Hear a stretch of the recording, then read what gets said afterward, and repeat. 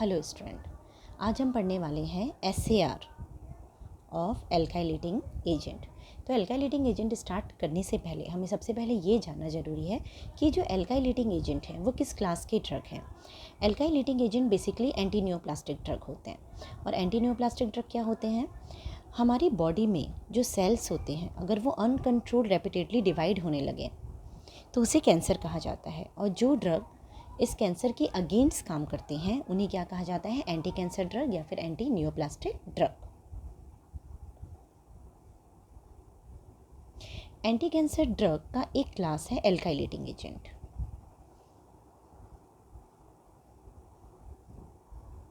Alkylating agent basically DNA को alkylate करते हैं और ये डीएनए के बीच में क्रॉस लिंकिंग करते हैं, इसलिए एल्काइलेटिंग एजेंट को क्रॉस लिंकर भी कहा जाता है। और ये इंटर और इंट्रा दोनों तरीके की क्रॉस लिंकिंग कर सकते हैं।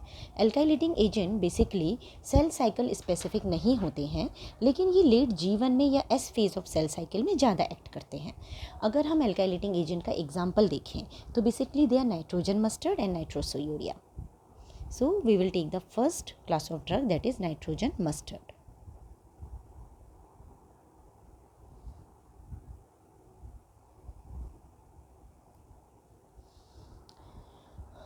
बेसिकली जो एल्काइलेटिंग एजेंट होते हैं उनका टारगेट होता है एक्टिवली रैपिडली डिवाइड डीएनए। अब हम नाइट्रोजन मस्टर्ड में एक उसका जनरल स्ट्रक्चर ड्रॉ करते हैं। सो नाइट्रोजन मस्टर्ड है तो नाइट्रोजन तो रहेगा ही, साथ में R। यहाँ पे क्या रहेगा? आपका क्लोरोइथाइल ग्रुप रहेगा। So this is the first carbon, this is the second carbon, this is the first carbon, this is the second carbon, this is alpha, this is beta, this is alpha, this is beta. तो इसे हम क्या कहते हैं? हम इसे बिस beta hello alkyl अमीन भी कहते हैं।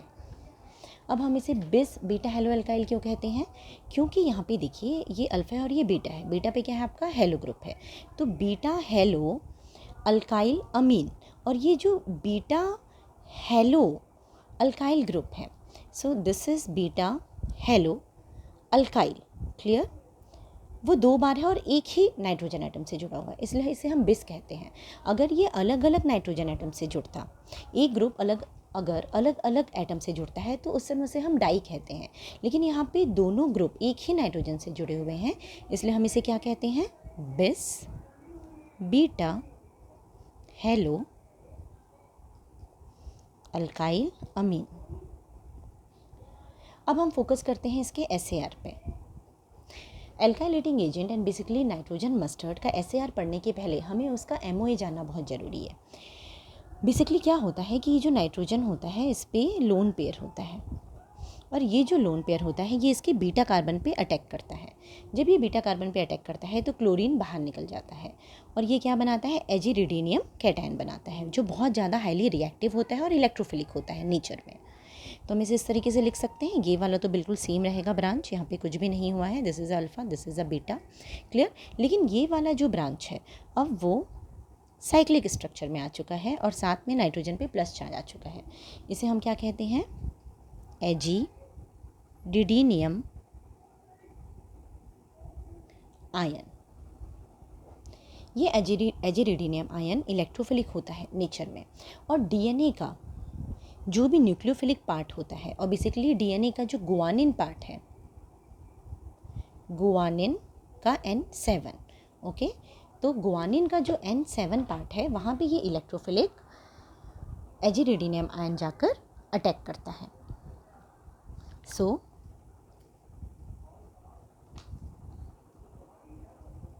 We will write guanine N7। अब अगर हम इसका SAR देखें तो जो नाइट्रोजन मस्टर्ड का SAR है वो कम्प्लीटली डिपेंड करता है इस R पे, बिकॉज ये दोनों ग्रुप तो बिल्कुल सेम है। अब ये R इलेक्ट्रॉन डोनेटिंग है या फिर इलेक्ट्रॉन विड्रॉइंग है,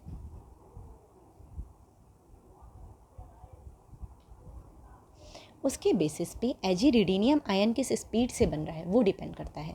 सच एज अगर आपका R CS3 है या C2H5 है या C3H7 है, all these group are electron donating group. Okay, इस केस में जो एजिरिडीनियम आयन बनता है वो बहुत फास्ट बनता है और आप ड्रग को ओरल नहीं दे सकते हैं। लेकिन अगर ये नाइट्रोजन एरोमेटिक है तो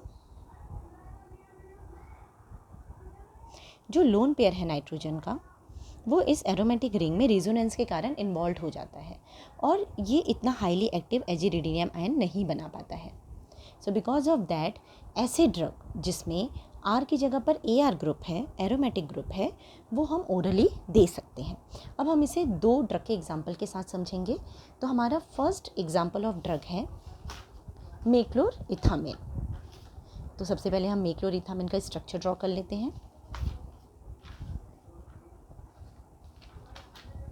So meclorethamine, again the general structure will be same,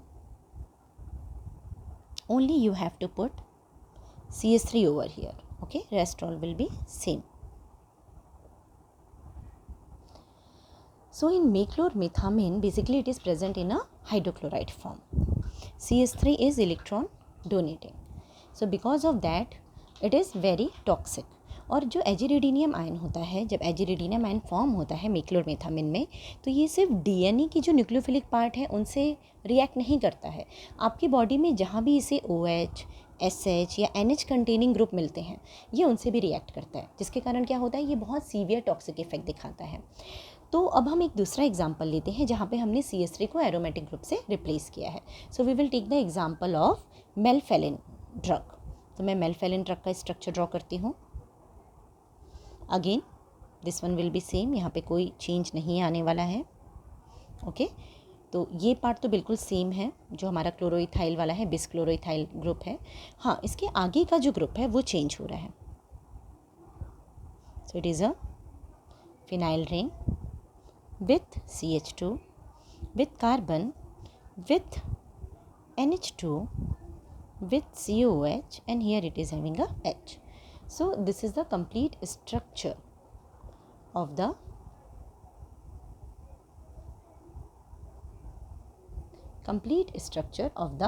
melphalan. So now see in melphalan आप नाम कैसे याद रख सकते हैं, मेलफेलिन कैसे कोरिलेट कर सकते हैं आप मेलफेलिन को, कि देखिए मेलफेलिन मतलब मिथाइल फिनाइल ग्रुप, क्लियर। तो मिथाइल फिनाइल और हमारे पास एलिन बच रहा है, तो मेलफे मतलब क्या हो गया, मिथाइल फिनाइल, क्लियर। अब हमारे पास जो एलिनिन बच रहा है, this part is considered as an simplest amino acid alanine. तो इसलिए हम इसे एक साथ क्या कह रहे हैं, मेलफेलिन, मतलब जहाँ पे मिथाइल फिनाइल एलिनिन है और साथ में जो आपका नाइट्रोजन मस्टर्ड वाला पार्ट है वो तो रहने ही वाला है।